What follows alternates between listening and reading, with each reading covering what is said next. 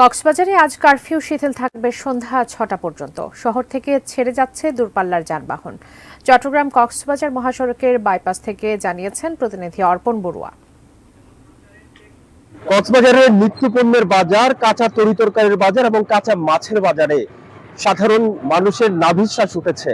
কারণ গত সাম্প্রতিক সময়ে যে তরিতরকারিগুলো বাজারে উঠছে এগুলোর দাম অনেক বেশি। আমি এখন চৌমুহনী বাজারে রয়েছে, এখানে যে তরিতরকারিগুলো দেখছি, এখানে মিষ্টি কুমড়ার দাম কেজি 60 টাকা এবং পেঁপে মনে হয় 50 টাকা কেজিতে, শসা 50 থেকে 60 টাকা এবং এখানে ঝিঙে দেখা যাচ্ছে, ঝিঙে 100 টাকা এবং বটবুটি সিম 100 টাকা সহ এখানে যে সকল কাঁচা তরিতরকারিগুলো দেখা যাচ্ছে এগুলো আসলে চড়া মূল্যে বিক্রি করা হচ্ছে।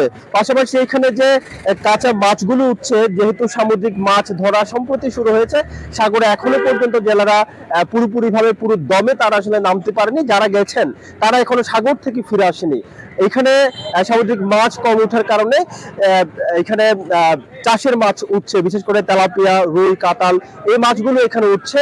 যে মাছগুলো উঠছে সেগুলো কিন্তু অন্যান্য দিনের তুলনায়, যেহেতু মাছ অন্যান্য সময়ের তুলনায় এখন 50 থেকে 100 টাকা বেশি মূল্যে বিক্রি করা হচ্ছে বলে এখানে আমরা দেখতে পেয়েছি। কক্সবাজারের রামচৌমুহনী বাজার থেকে টুকে ছিল এখানকার নিত্যপণ্যের বাজার এবং কাঁচা বাজারের সবশেষ পরিস্থিতি।